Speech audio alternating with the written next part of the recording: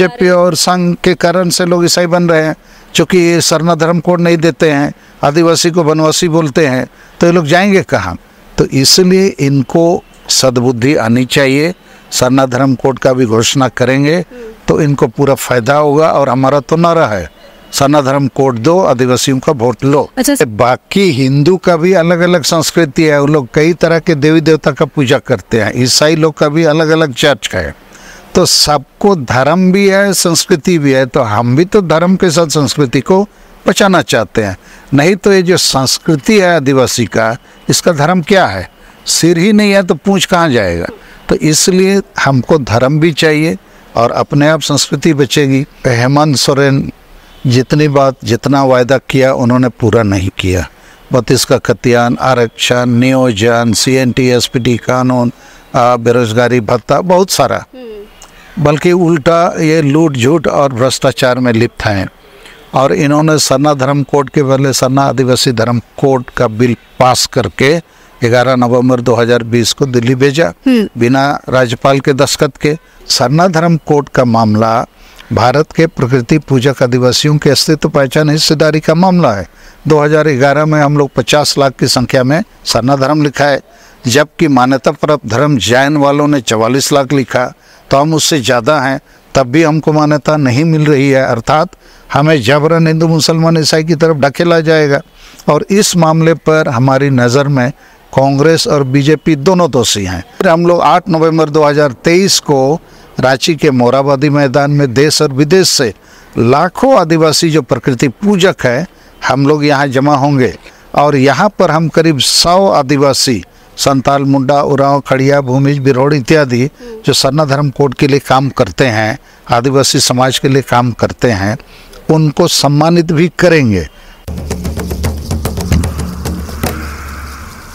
झारखंड का यह पुराना इतिहास रहा है कि सत्ता में काबिज जो भी सरकारें अब तक आई है, उन्होंने जो भी रूल बनाए हैं, जो भी कानून लाने की कोशिश की है, उस पर किसी सांसद ने, किसी मंत्री ने या किसी प्रतिनिधि ने उसमें उस कानून पे या कह ले उस रूल पे आपत्ति जताई है और उस आपत्ति के विरोध में हाईकोर्ट तक ले जाने की बात तक कह दी है। हम फिलहाल अभी बात कर रहे हैं पेशा रूल की।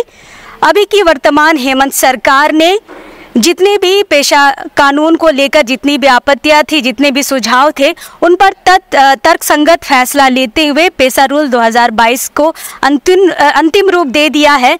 और ग्राम प्रधान को काफ़ी शक्तियाँ इसमें प्रदान की गई है, बहुत सारे नियम कानून में बदलाव किए गए हैं। लेकिन ग्राम प्रधान की जो शक्तियाँ हैं उन पर कुछ लोगों ने सवाल उठाए हैं। फिलहाल बहुत सारे मुद्दों पे हम बात करेंगे आपसे, लेकिन अभी इस वक्त हमारे साथ पूर्व सांसद और आदिवासी सिंगल अभियान के राष्ट्रीय अध्यक्ष सालखन मुर्मू जी हमारे साथ हैं। इनसे हम बहुत सारे मुद्दों पे बातचीत करेंगे, लेकिन फिलहाल अभी शुरुआत करते हैं पेशा कानून से। सर, हमने सुना आपको आपत्ति है पेशा रूल 2022 पे, ग्राम प्रधान की शक्तियों पर। इसमें किन बिंदुओं पर आपको आपत्ति है सर?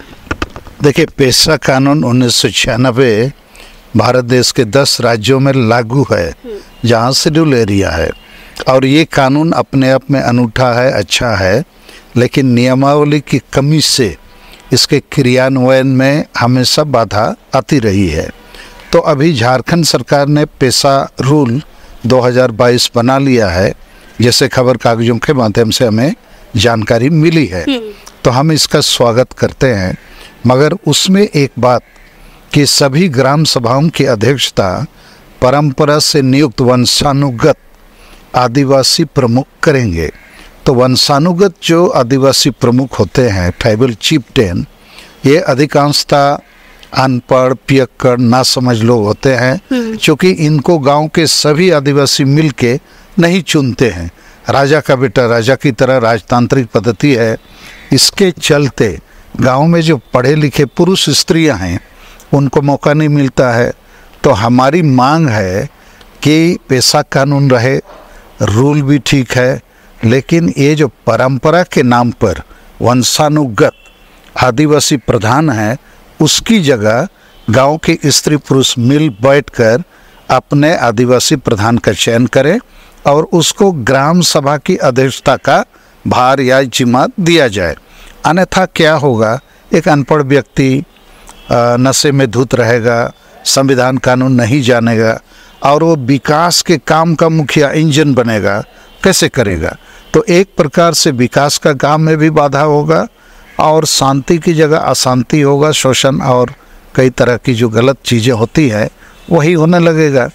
तो हम इसके लिए ऑलरेडी झारखंड के मुख्य सचिव को इसी 9 अक्टूबर को पत्र लिखा है कि उस रूल 2022 में सुधार लाया जाए और जो परंपरा के नाम से ग्राम प्रधान है उसकी जगह जनतांत्रिक तरीके से ग्राम प्रधान का चयन किया जाए और संविधान कानून मानवाधिकारों को लागू करने का रास्ता प्रशस्त हो।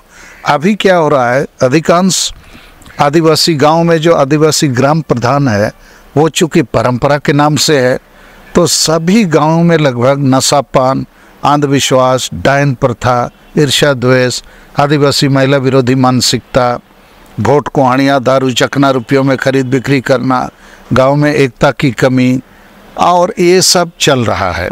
इसके सुधार का एक भी काम हमारा जो परंपरागत ग्राम प्रधान आदिवासी है वो नहीं करता है और जो वोट आता है उसको थोक में बेच देता है। तो इन सारी चीज़ों में सुधार की ज़रूरत है। दूसरी बात, अधिकांश ग्राम प्रधान पुरुष ही होते हैं। हाँ। महिलाओं को मौका ही नहीं देते हैं। गांव में जब दरबार या बैठक होती है उसमें भी महिलाओं को शामिल नहीं होने देते। लेकिन इस बार पेशा रूल 2022 में ये इंगित किया गया है कि महिलाओं का ग्राम सभा की बैठक में रहना अनिवार्य है। नहीं, वो ठीक है, रूल में अभी है कि 1/3 महिलाओं की उपस्थिति कोरम के लिए अनिवार्य है, तो ठीक है। लेकिन बात फिर घूम के आती है ना, जब तक परंपरागत वंशानुगत ग्राम प्रधान जो आदिवासी है उसको जनतांत्रिक तरीके से गांव के सभी स्त्री पुरुष मिलकर नहीं चुनेंगे तो वही अनपढ़ पियक्कड़ ना समझ आदमी इंजन बना रहेगा। जबकि अभी गांवों में बहुत पढ़े लिखे स्त्री पुरुष हैं, उनको भी तो मौका मिलना चाहिए ना अपने गांव और अपने पंचायत को आगे बढ़ाने के लिए। तो हमारा इसी पर विरोध है और इसके लिए आज हमने पूर्व एडवोकेट जनरल अमित कुमार के साथ 1 घंटा, अजीत कुमार के साथ 1 घंटा बातचीत किया है कि इसको लेकर हम लोग हाई कोर्ट में केस दर्ज करें। तो आपको नहीं लगता है कि सरकार अगर कुछ अच्छा करना चाह रही है तो उसमें हम कुछ ना कुछ अड़चन डाल रहे हैं, चीज़ों को रोकने की कोशिश हो रही है? नहीं, हम अड़चन नहीं डालना चाहते हैं। भारत के संविधान में जो प्रियम्बल है कि भारत देश जनतांत्रिक है और संविधान से चलेगा, तो हमारा गांव को भी तो जनतांत्रिक तरीके से चलना चाहिए। सब लोगों की भागीदारी होनी चाहिए, स्त्री पुरुष दोनों हों।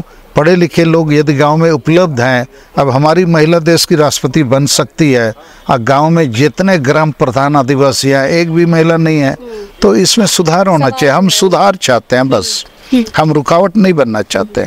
ये तो हो गई पेशा रूल 2022 की बात। सर रांची आए हैं सरना कोर्ट पे बातचीत करने के लिए, प्रेस कॉन्फ्रेंस भी यहाँ पे रखा गया था। सर लगातार आप सरना कोर्ट को लेकर प्रेस कॉन्फ्रेंस करते रहते हैं, लेकिन हमें ये लगता है कि प्रेस कॉन्फ्रेंस से क्या ही हो जाएगा। कुर्मी समाज आदिवासी बनने के लिए रेल टेका कर रहा, बड़े बड़े तैयारी के साथ आंदोलन कर रहा है, आदिवासी समाज से प्रेस कॉन्फ्रेंस कर रहा है। नहीं, हम लोग लगातार आंदोलन कर रहे हैं, रैली, मीटिंग, जुलूस, रेल रोको, रोड रोको। अभी कलकत्ता में 30 जून हूल माह क्रांति दिवस में कलकत्ता के सबसे बड़े मैदान ब्रिगेड परेड मैदान में करीब 2 लाख आदिवासी हम लोग जमा हुए विश्व सरना धर्म कोड जनसभा के नाम से।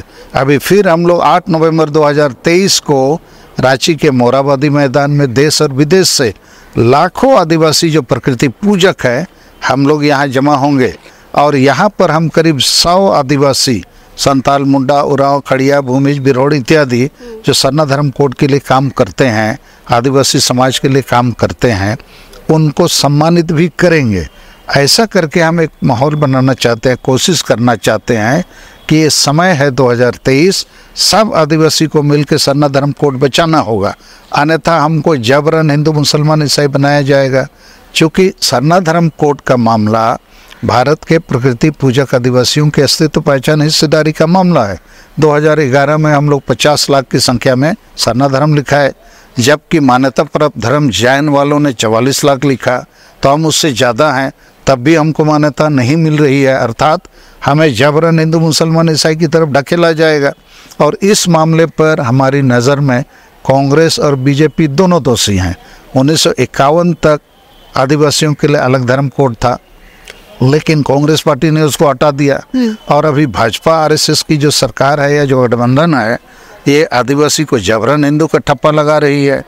तो हम भाजपा सरकार या आरएसएस के जो चिंतक हैं उनसे आग्रह करेंगे, ये अच्छा मौका है कि आदिवासियों को सरना धर्म कोड दे दीजिए और झारखंड, बंगाल, बिहार, उड़ीसा, आसाम, छत्तीसगढ़, मध्य प्रदेश जैसे आदिवासी बहुल राज्यों में आप आदिवासियों का सहयोग लीजिए, साथ लीजिए, वोट लीजिए। यदि आप ऐसा नहीं करेंगे तो हमारा भाजपा और संघ पर आरोप है कि आपके कारण से हमारे लोग ईसाई बन रहे हैं। यदि सरना कोड मिलेगा तो ईसाई नहीं बनेंगे, ईसाई बने लोग भी वापस आएंगे। तो आप इसका कारण बीजेपी को बता रहे हैं?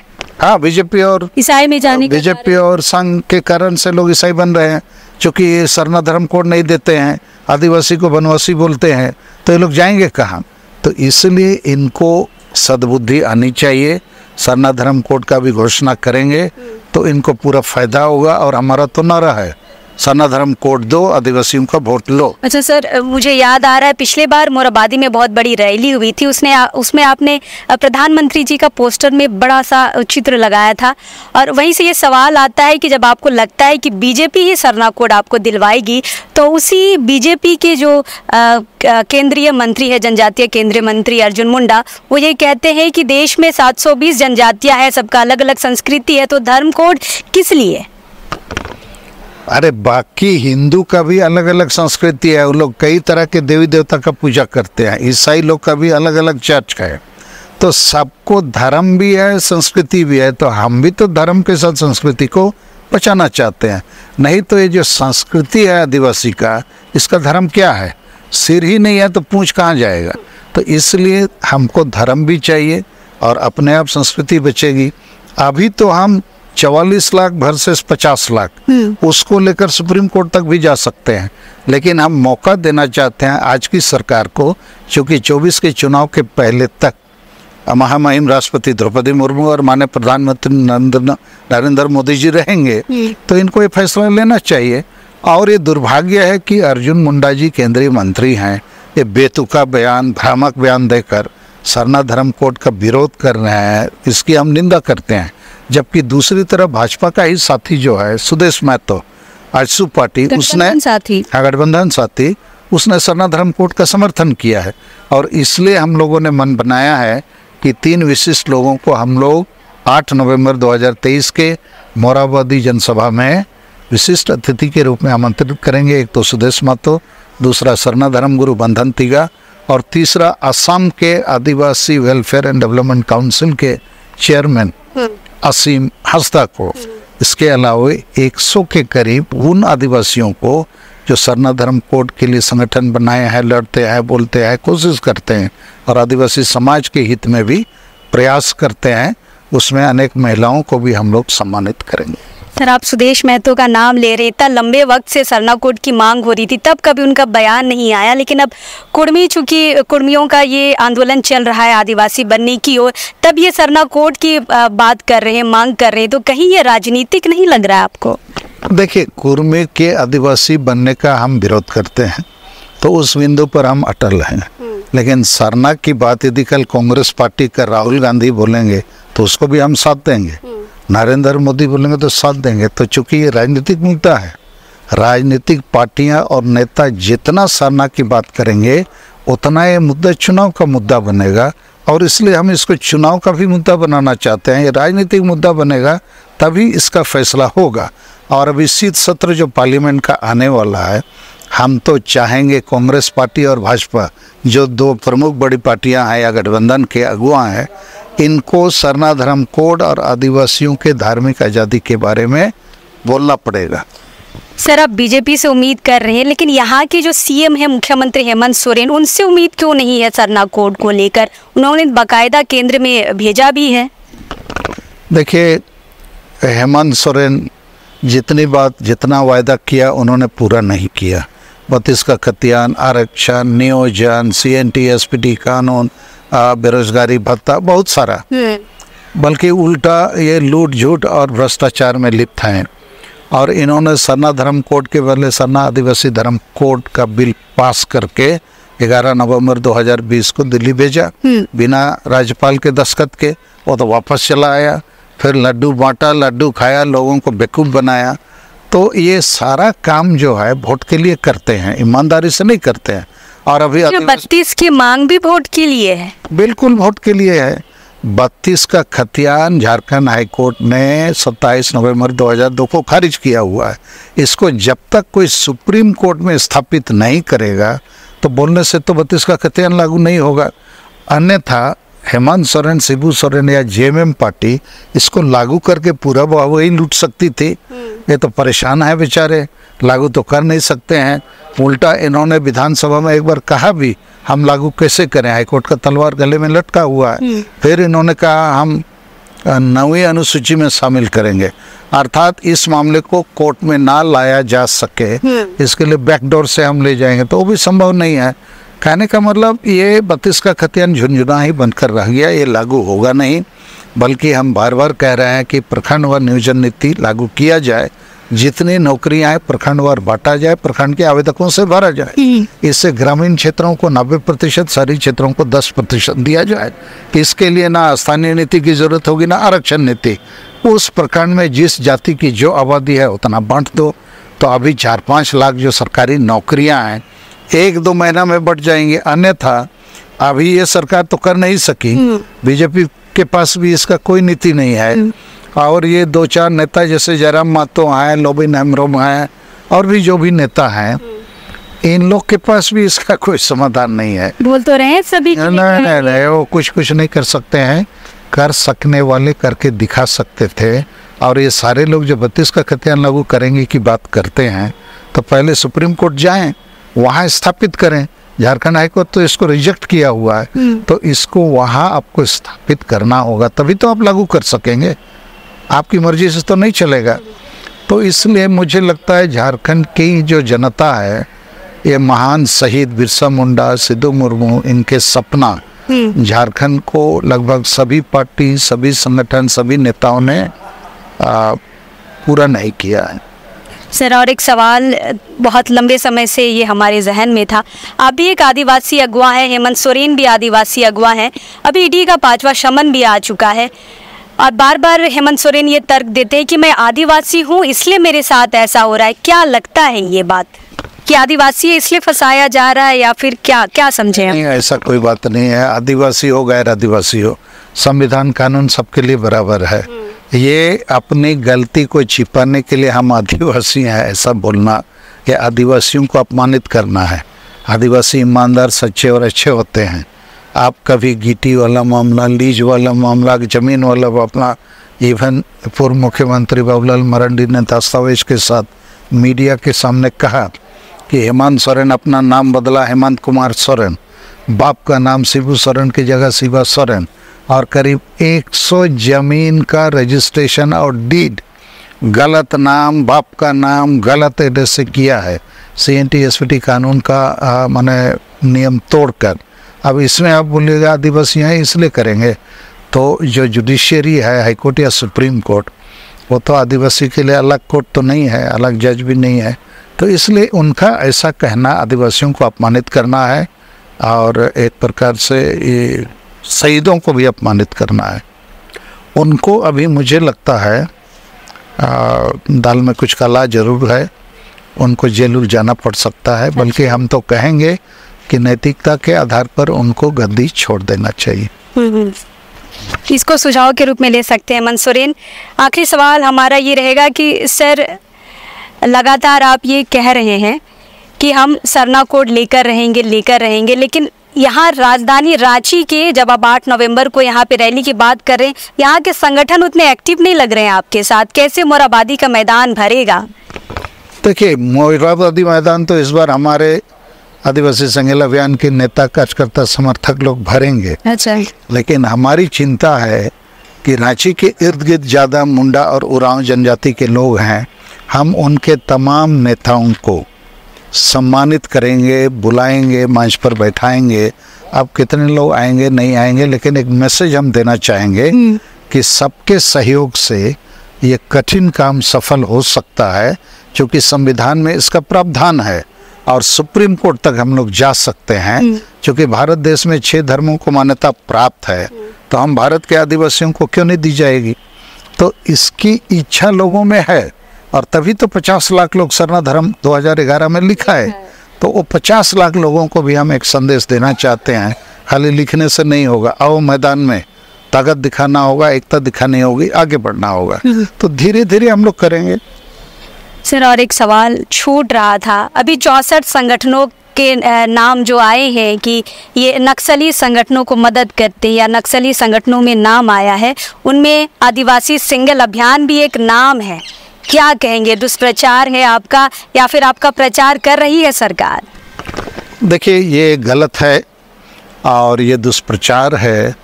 और बाकी 64 संगठन भी मैंने जो नाम देखे हैं, ज़्यादातर आदिवासी संगठन है जो आदिवासियों के लिए काम करते हैं।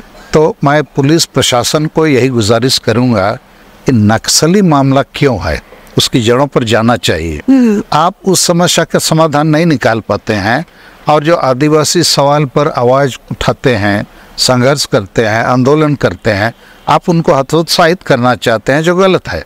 और वैसे पुलिस का अधिकार है जांच आदि करने का, वो करें, और दूध का दूध पानी का पानी हो जाएगा। तो हम लोग ऐसा कोई कार्रवाई में नहीं। इससे सिंगल अभियान की छवि धूमिल तो नहीं हो जाएगी सर? धूमिल नहीं होना है। जब हमने कुछ गलत किया नहीं है तो इनके जांच पड़ताल से क्या होना है, कुछ नहीं होगा।